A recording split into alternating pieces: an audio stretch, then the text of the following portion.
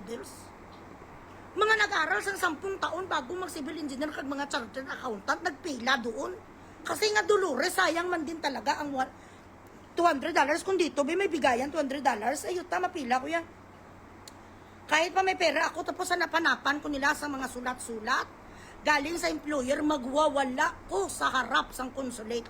Tingnan lang natin kung hindi sila mag-release kay Bugres ng $200. Ma-live telecast ko kag sabihin ko ganito ang pagtrato ng konsulada sa atin kung wala ka sa mga pirma-pirma, wala ka sang visa, wala ka sang working visa, paano kung visit visa ka lang?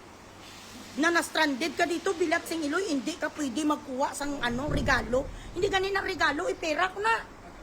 I saved that money for this event entirely.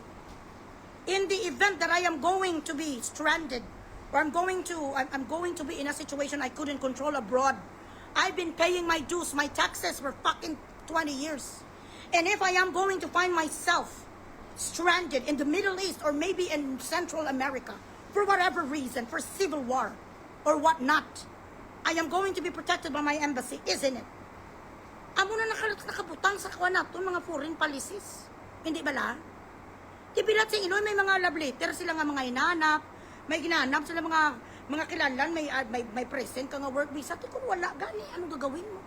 Kung you just happen to pass by and then your plane did not take off, and you are left with nothing in that foreign country that you do not know nothing about. No friends, no families, none.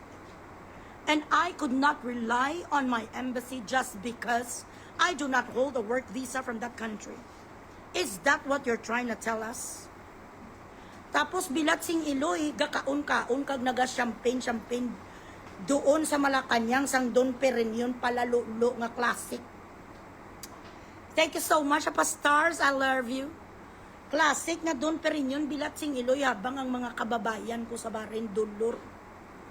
Habang doon sa barin ang mga nanay nga gapang kuskus ang arinula iniduro. Ang mga tatay nga construction worker ginainitan.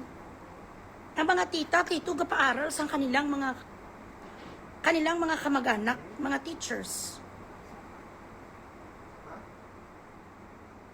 Mga 10 years ang hindi nakakauwi para mapagtapos ang kanilang mga anak.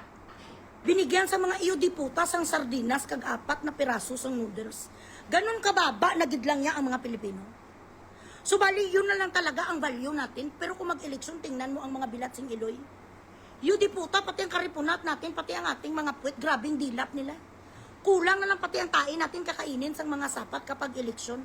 Pagtapos ang eleksyon, wala tayo, bullshit tayo, kaya kayo.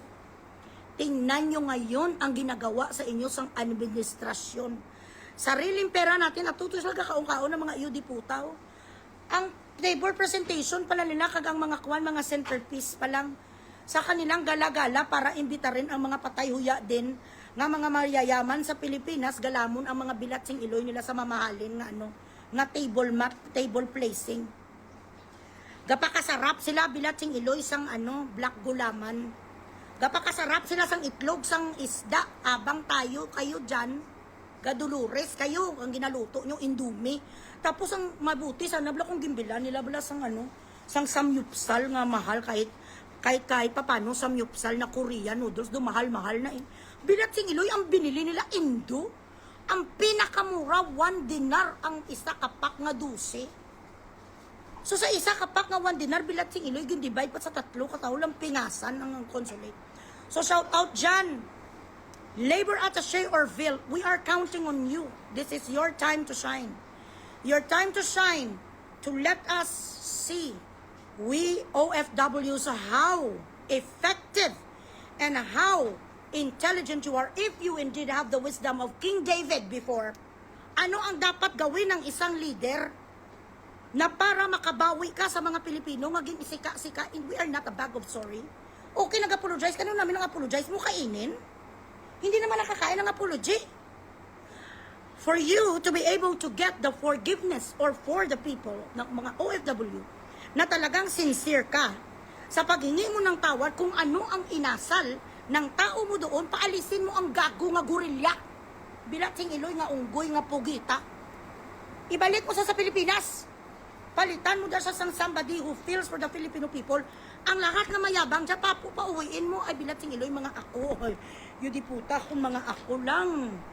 Bilat sing iloy mo pagdating ng panahon, pag panalo ni Sarah, hahanapin kita. Sasabihin ko, one time lang man pang kikian ko lang to. Leah Juana Evolaga, how are you? Kain mo na tayo apple.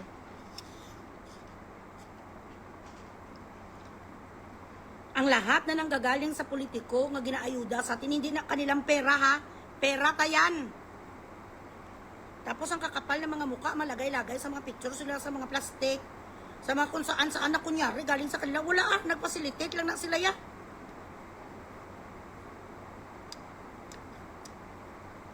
Kaya nga, bakit hindi kasamang domestic helper? Dahil daw in-house naman kayo sa mga amo nyo, well provided.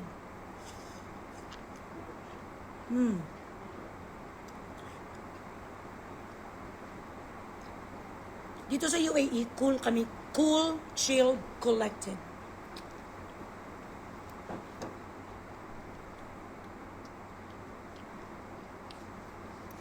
Hindi kami masyado dito kasi malakas kasi ang aming civil defense, guys. Baby, you're so noisy. Call. Bilat sing iloy, call. Daddy is calling you. You go now.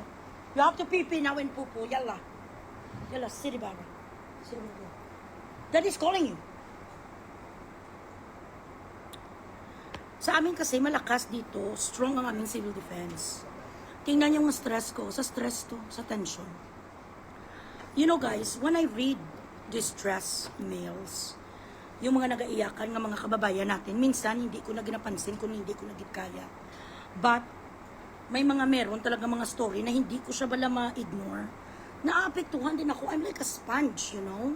Now, when you tell me your story, like what's going on with you, sa ibang lugar, lalo na sa kapwa ko nanay, hindi ko talaga makuha na hindi ko makarelate. So, this is the result of me not also sleeping properly. Kasi nga, may mga kaibigan ako sa Bahrain, mayroon akong mga relative din sa Bahrain na naapektado din sila.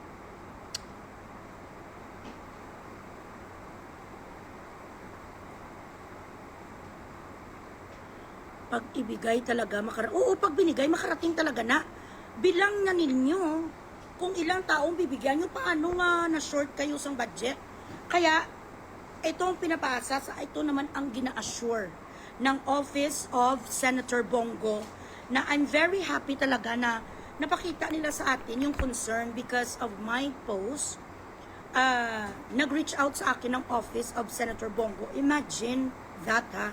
Sa dami-dami na nag-post, sa dami-dami na mga Filipino people who are lobbying for, you know, for help and ayuda sa Middle East. Nabigyan tayo ng halaga and I am appreciative, really.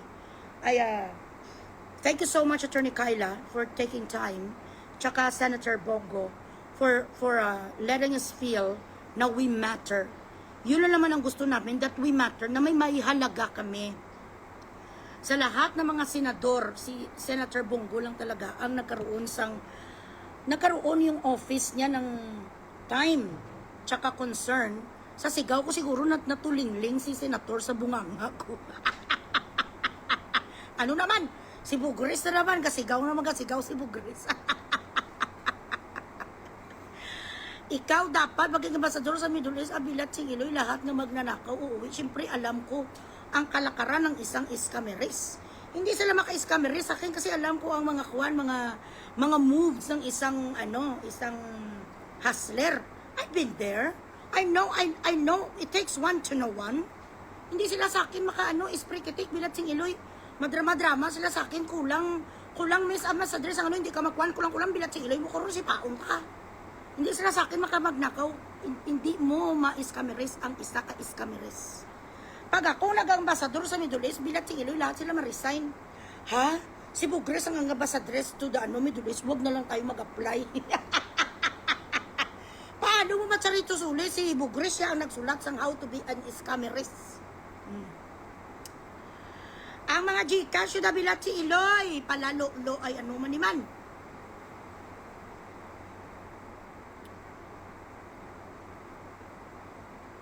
Tambay ka mo di mga bilat sing iloy yung pagkatapos mga puro man kamo inutil. Mabuti pa niyo si Verx. Thank you so much. Verx.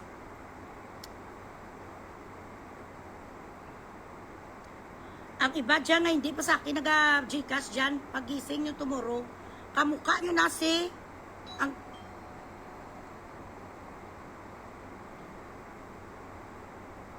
Rainier High.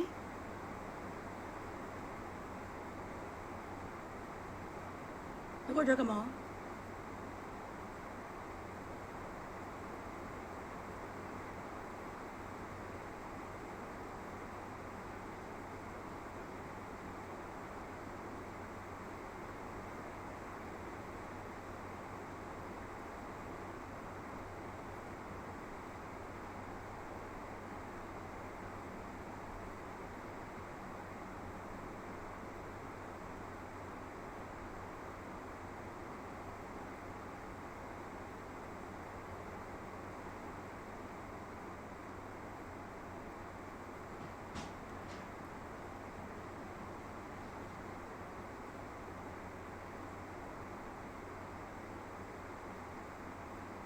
Mami Linda Roque.